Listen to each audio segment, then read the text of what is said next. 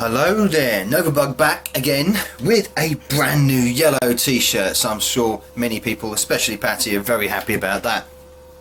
This particular t-shirt, so this is kind of a shout out as well, is courtesy of Gemma, the Gebs 24 up there. Love this t-shirt. Look, once I saw it I thought, yep, having one of those, yellow, black t-shirt, that's my colour scheme. Love the design. It's based off a series of videos that she does, an excellent series of videos that she does called Games We Never Knew. Which is a very interesting series. I've learned a lot from that series. She does meticulous research on games that you wouldn't imagine that ever would have existed or could have existed, or in development that never happened, that kind of thing. It's really good. So I recommend you go and check her channel out in the description box. And this channel, Gemma, this t-shirt, Gemma, when I get my words right, fantastic. Thank you very much. Thank you very much indeed. Good price as well, but I won't tell you the prices. You've got to go and contact Gemma if you want one of these t-shirts, one of these bad boys. So anyway, yellow t-shirts aside, what's this waffle about? Well, I was going to do this as a video response, but I thought no, I'm going to lump it all into one big fat waffle and call it TyrannoFunkus Raz. Guess the people I'm responding to in that title. Okay, well, the first person in that is Tyran, or TRex SpaceStation, Ben. He made a community response video, 5 random questions, 5 decent questions, 5 very good questions. I had to think about some of these actually, Ben. The second one especially is kind of one of those questions where you gloss over it. You sort of listen to it and you think, nah, and then you think about it and you think, yeah, so it's a good question. So Ben's questions were, what do you think of dumpster diving? Now you get a lot of these American channels, very popular as well, the dumpster diving in the game stops and all that kind of stuff over there. It doesn't really happen over here that much, does it? I suppose because there's not many predominantly video game stores anymore. I mean, you've got Game, which are related to GameStop, I think, though, something like that. But I've never seen anyone do it in this country. I've never seen many videos of it being done in this country. I put they probably are out there, to be honest. But then again, that's maybe because I don't really watch them. I'm not sure whether it interests me. I can understand why they do it. Ben says he can't understand why they do it. And they come out with like loads of crap sometimes, like mountains of shit, and I can buy that, but I can also see the reason, because you could stumble across some oddity that's been thrown out, maybe by accident or just because no one cares, and it could be very valuable. Who knows? And when it comes to things like thrown away cover art and box art, and especially if it's for older systems, that could become sought after unless you're doing repros. So the newer stuff could be in the future valuable. I mean, we all know this from experiencing retro stuff back in the day, that we took it for granted back then, and we sort of like went, oh well, it did, fuck it, it doesn't matter. Like I did that myself with systems that I love now, like such as the Amstrad stuff, and you know, damaged it, threw it away, destroyed it, whatever. And then you think now, and you think, shit, why the fucking hell did I do that? So I can understand why they do it, you know, to save that kind of thing. And also, why not? I mean, if you've got the bottle to do it, why not? Why not? So fair play to them. Not my personal cup of tea, not my personal dumpster, my personal wheelie bin, or whatever you want, but understand why they do it. So, not a big fan of watching the videos, but yeah, whatever floats your boat, whatever floats your bin. Second question, this is a very good one. Ever feel disillusioned by gaming and collecting? And what he means by this is, you look up at your collection and you say, why am I doing this? There could be many things in life that I could do that are more constructive and more positive than just collecting a load of fucking video games. That is true, there is, but one person is an island, isn't it? I mean, everyone has individual interests. And I'm never one to knock someone's individual interest, even if it doesn't interest me at all in the slightest.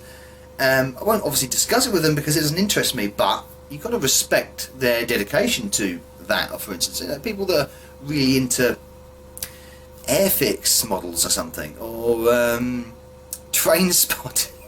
Right, that's getting a bit too extreme. You get the bus spotters. Now they are really odd people, but I'm not going to knock their hobby because that's their hobby, and this is my hobby. And I think when I thought about this, I mean, when I had that massive clear out years back, which I've kept on going on about in my videos years ago, I was thinking that I was looking at the collection and thinking, why have I got all this shit? Well, I'm never going to play this. It looks crap. You know, it's cluttering up the place, and that's why I got rid of it. Of course, as time's gone on, I thought, you know what? I miss that stuff. I miss having it. I miss having the facility to play it. The availability is there. If I wanted to, I've got a game. Have I got a game? Yes, I fancy playing that. Bang, there it is. And that's probably why I do it. And I don't feel guilty about it. And now I don't get disillusioned by it because it's my hobby, and I'm happy with my hobby, and I'm proud of my hobby. And to be honest, it keeps me sane.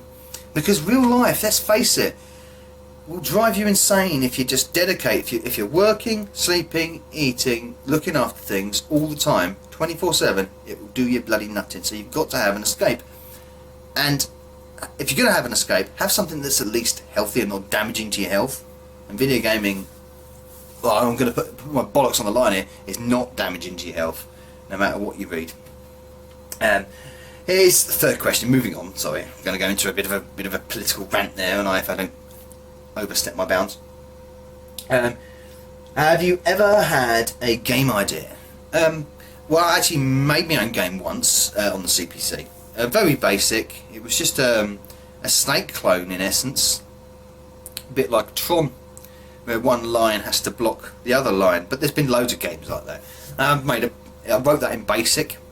That's a long time ago. But I did have an idea, and I actually started to film this as well. To see how it would work. I gave up for obvious reasons, but I thought of something like Life Simulator, and that sounds odd, I know, because it bloody is. And it's kind of like, I got the idea from GTA, but also from first-person driving games when you're actually in the car, in the whatever. And I thought, I was driving along in the car and thinking, if it was looking through my point of view, my point of view, and what can I see? I can see the windscreen reflection, I can see the steering wheel, my hands moving, the glance of my eye I see in the mirror. And I thought, wouldn't that be cool if it was actually a game? I mean, depicting real life. The problem is, nothing would actually happen much, would it, if it was depicting real life? You'd have to engineer something that would happen in the game, and then it wouldn't be real life, would it? Because then it would be a show, then it would be a game. You know, just something that doesn't normally happen on a daily basis. Because let's face it, most of the time you walk down the street, fuck all happens. But in games, you walk down the street, oh fucking hellfire happens all the time. So it was a silly idea, and it would take a lot of memory to work, wouldn't it? I mean, having that, the endless DLC you would have to have for all the individual areas of the UK or the US or wherever. It would take forever to run. I'm waffling now, sorry, I'll stop. I don't want to make this long, it's going to be a long one, I know it is. So sorry, bear with me and stick with me, please. Please! What do you... My writing is abysmal. Can't even read my own frigging writing. And one of them, I know the last one. And what do you think games are like? Yes, can't read the word future, you see. What do you think games will be like in the future, he asks. I have no idea. Honestly don't. I mean, people make predictions all the time, and I don't think much will change, to be honest. When it comes to the hardcore video game, I don't think much really will change. I think people just like the idea of screen, controller, bang, dark room, whatever. You know, we've seen obviously motion control and wireless control and motion tracking and Oculus Rift virtual reality. By the way, that's another passing fad, like 3D, just a passing fad, comes along, sticks around for a couple of years, then pisses off. I mean, people just, I don't think people want to sit there in a room with a helmet on their head and you know, do that kind. I don't think they want to do that. You know, until we get to the point where we're like, you know, where we're like actually impregnated in the game, kind of Vanilla Sky, kind of Better Than Life Red Dwarf kind of thing, where it's in your brain and you're really there, you know, and your body is completely limited. You have no extrasensory perception at all. Then maybe when it gets to that point, that's very dangerous, by the way. It's a scary thought, to be honest. But when it gets to that point, possibly, but I don't think it ever will. I don't think it will be allowed. And I think gaming will generally just keep plodding on as it has been. It will get better, more. You know, the graphics will get more and more. I mean, you're going to get to a point sometime when the graphics are basically going to be like watching a film, you know, and when you're playing it. But I don't think really they'll move on that much, to be honest. And I think one day we'll probably get to a point where we've just had it with video games and that kind of thing, and maybe something else has taken its place. I'm not one to know. I don't know. Don't even know why I said that. And finally, has YouTube influenced you? How has YouTube influenced you? And this is again a question that I thought was pretty flippant, but then I think about it, I thought, you know what, it has in a way, because it's maybe one thing it has done, especially watching other gaming channels and talking with other tubers more accurately. It's made me appreciate more the systems that I weren't involved in, or I've never been involved in more. I mean, this is how I ended up with an Xbox. I would never have got an Xbox originally, but after a year or so on YouTube, I thought, you know what, an Xbox would be quite cool to have, and I've got one. Same with the 3DO. And I think that's the sort of thing that happens quite a lot, quite organically, with YouTubers. They see something and they think, you know what, that looks like quite a nice idea. And I think a few people have done that for my channel. I'd like to think that happened, especially when it comes to the Amstrad stuff. I think that's the primary thing that's influenced me. It's interested me more in certain systems that I wouldn't have been interested in before. And yeah, I think probably that's it.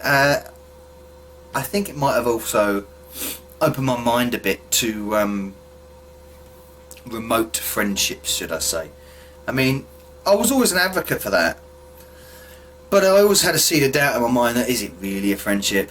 But then after my experiences on YouTube, nearly I mean, this is coming up to 2 years now, and I've made several really solid friends, and I know that if I met them in person, it would be, we already know each other, and I know it would be like that. So that's probably how it's influenced me.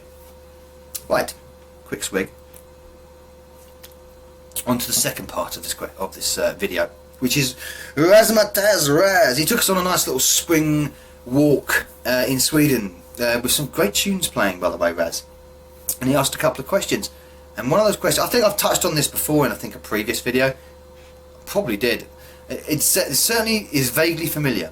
But one system only to collect for. What system would that be? Quite simply, I was going to be really quick there with it, but then I've just thought of something, and it just shook my thought process. One system. Oh, yeah, it would have to be. Oh, I don't know. The SNES. It would have to be the SNES, because the SNES is my favourite console. It would have to be the SNES. Have to be the Super Nintendo.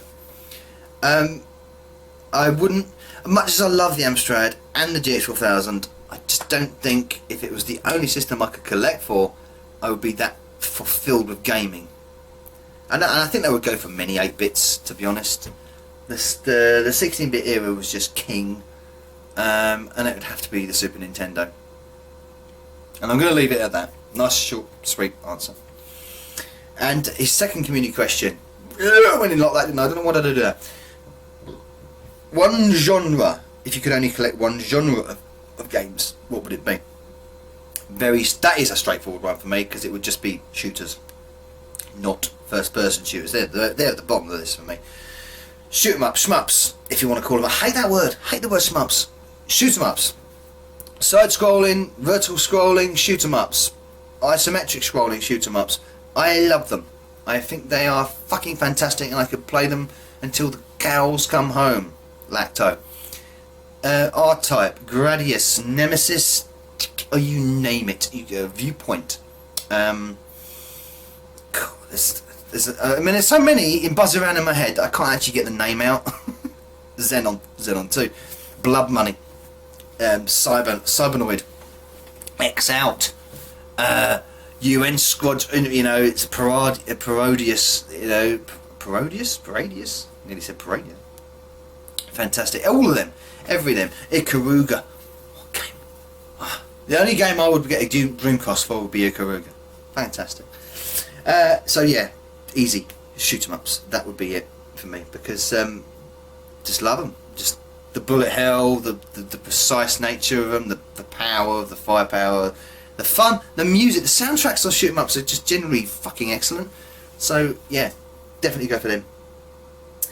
And finally, the last part of this TyrannoFunkus Raz question waffle kind of video thing is Matt SoulFunkRetro, and his question: what games made you go wow? Made you go, you know, outstanding? I was outstanded by that. Outstanded by it? Astounded. That's the word. Astounded by it when it came out, of course. And I've put in his comments already a few. But it was genuinely, I mean, the first time I've already just talked about the SNES. When I first switched to Super Nintendo on, it was Super Mario World. I literally, my jaw went, hit the deck, and I was like, wow. Wow, it's just the crispness of the graphics, how good the music was, how responsive it was. It was just light years of anything I'd ever played at the time. It was amazing, and that really made me go wow. And of course, then the next game I plug into the Super Nintendo, F-Zero. And how fast is that? You know, this is my thought process at the time. It was just boom, you know, blew bloody mind. Before that, I suppose, you know, before the Super Nintendo, the GX 4000 is, I mean, I'm sorry to say, going on about it again, I always will. Don't expect to tune into this channel and not have this system mentioned at least one or two of my videos. So, you know, you're tuning into the wrong person if you don't want to hear about the GX 4000. But anyway, Robocop 2 and Pang on that. When I first played them, I thought, this is an 8-bit system doing this. The graphics and the sound are coming out of an 8-bit system, and it's this. And it's amazing. And it generally was amazing. And I think it still is now. Pang is probably the best version. For me, for my money, Pang on the GX 4000 is the best home version. And that even trumps the Super Nintendo Super Pang version. It's brilliant. It's so good, so playable. It looks great. You know, and at the time, wow, what a game, man, you know. And this is, well, you know, the rest is history, as they say with the GX 4000. And going on further from that, I suppose I can only go back to the PlayStation era, really. That's the furthest I can go back to make my face drop and go like that. I think the last one certainly on the PlayStation was Wipeout, the Wipeout series, and especially Wipeout 2097 and 3, Wipeout 3 especially, and how smooth they got that to run, how fast it, high res, and you know, Wipeout 3 wouldn't look out of place now. It really wouldn't. It really wouldn't. It's so good, and you think how advanced it was for the time, how fast it played, and that again, the soundtrack. Oh, okay, now soundtrack just amazing. So it just, yeah, that made me go, woo, something like that. Woo, that's that sound Bender makes in Futurama, isn't it? Anyway, those are my 3 video response. I'm doing that again. I do that on the Friday foursome. I shouldn't do it on a normal waffle video, should I? But yeah, 3 video responses there to TRex SpaceStation. He's in the description box. Razmataz Raz, he's in the description box. And SoulFunkRetro, he's also in the description box. And check out, obviously, the Gebs for this fantastic t-shirt as well. That's my waffling, I think, over and out for this evening. I'm all waffled out. And I will bid you a farewell. Thank you very much for watching. Novabug.